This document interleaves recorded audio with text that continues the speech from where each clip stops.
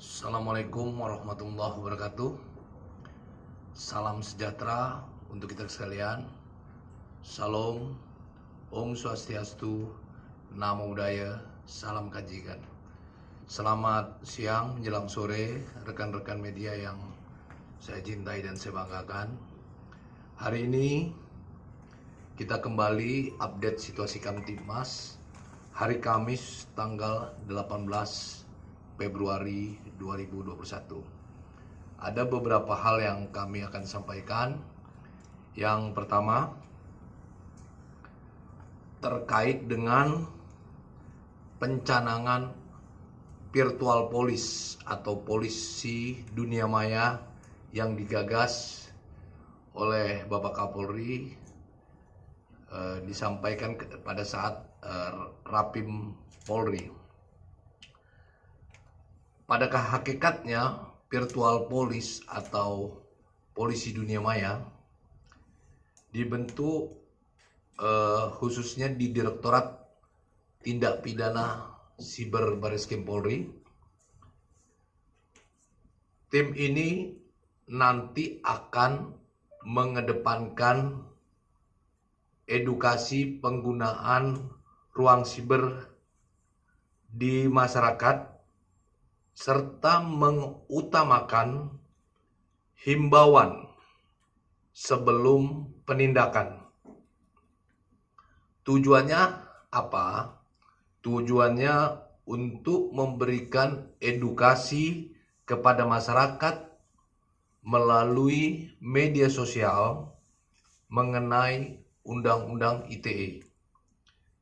Polri juga akan berkoordinasi dengan pihak Kementerian Kominfo untuk membentuk satuan khusus digital. Nantinya virtual police sebelum dilakukan penindakan oleh polisi atau patroli siber, virtual police melakukan tindakan menegur dan menjelaskan potensi pelanggaran pasal-pasal sekian, juga ancaman-ancaman apa terkait dengan Undang-Undang ITE. Lalu memberikan apa yang sebaiknya dilakukan. Jadi sifatnya lebih kepada edukasi atau himbauan. Dan sekali lagi, ini kita akan melakukan koordinasi dan kerjasama dengan Kementerian Kominfo. Artinya virtual police muncul sebelum cyber police yang turun. Hal yang kedua yang kami sampaikan terkait dengan penanganan kasus Undang-Undang ITE. Terkait dengan penerapan Undang-Undang ITE, Kapolri telah memberikan instruksi kepada jajaran, ke Polda, dan tentunya sampai ke Polres-Polres jajaran untuk membuat panduan tentang penyelesaian kasus-kasus yang menerapkan Undang-Undang ITE. Pedoman tersebut nantinya akan dijadikan pegangan bagi para penyidik-penyidik Polri di lapangan saat menerima laporan, sehingga penyidik harus melakukan penelitian dengan sebaik-baiknya laporan yang sifatnya aduan. Jadi dibuat yang melapor harus korbannya, jangan diwakilkan. Jadi kalau korbannya B, maka pelapornya B, bukan A. Kemudian yang ketiga, terkait dengan update anggota Polri yang terjerat kasus dan terlibat kasus penggunaan narkoba di Bandung, Jawa Barat. Polda Jawa Barat merespon dengan cepat dengan langsung melakukan pencopotan terhadap Kompol YP dari jabatannya sebagai Kapolsek Astana Anyar karena keterlibatan yang bersangkutan karena penggunaan narkoba jenis sabu-sabu.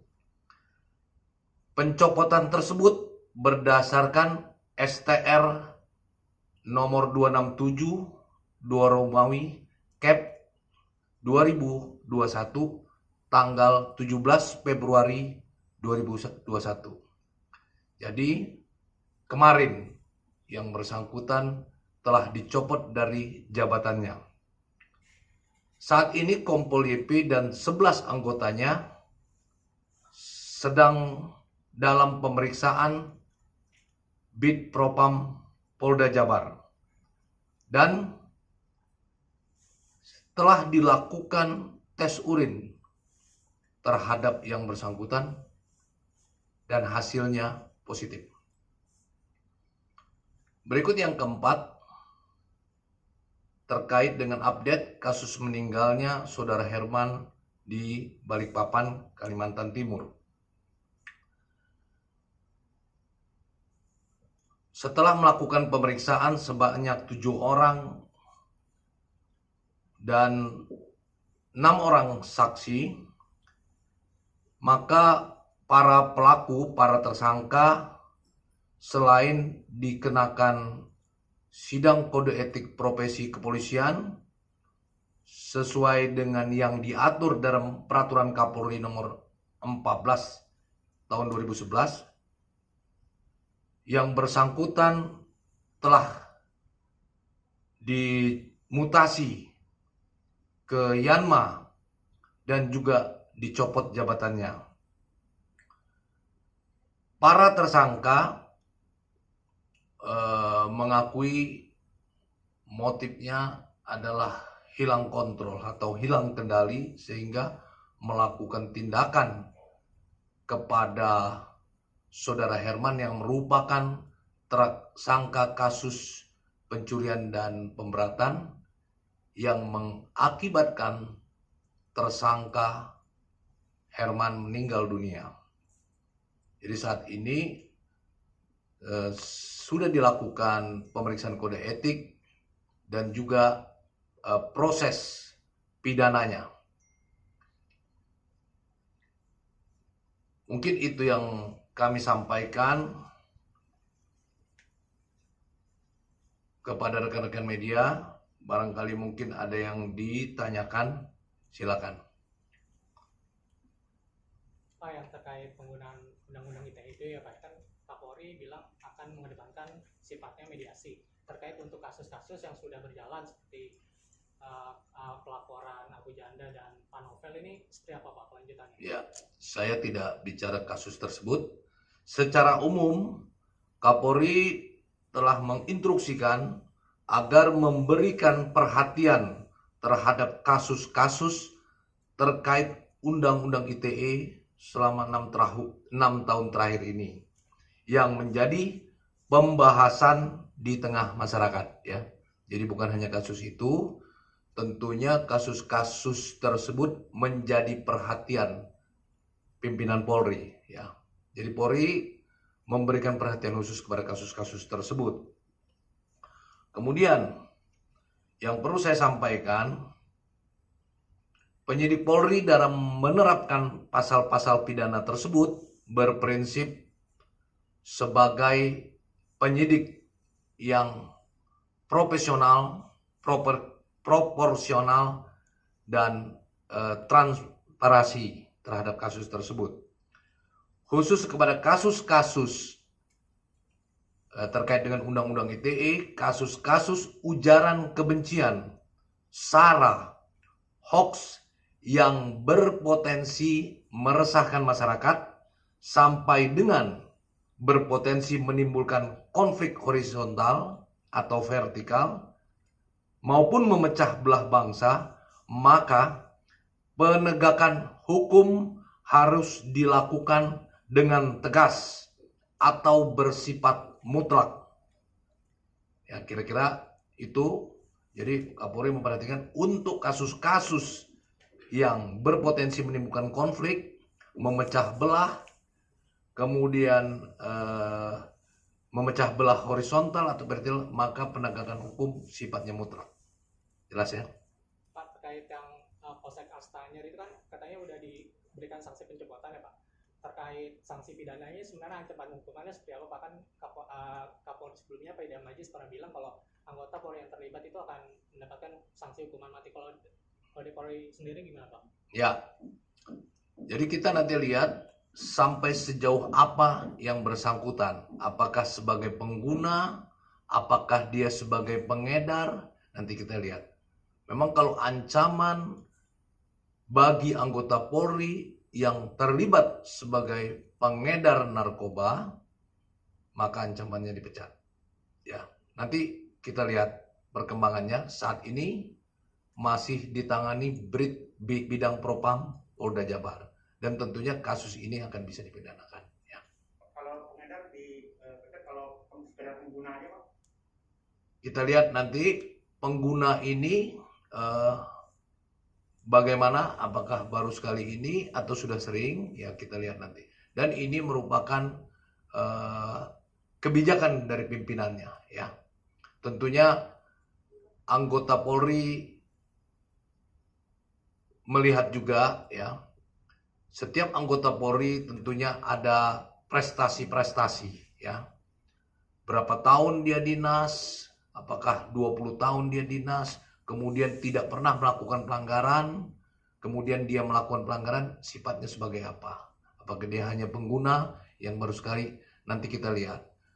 Track record dari yang bersangkutan bagaimana? Ini menjadikan pertimbangan dan menjadikan kebijakan dari putusan dari pimpinan Polri untuk memberikan hukuman kepada yang bersangkutan.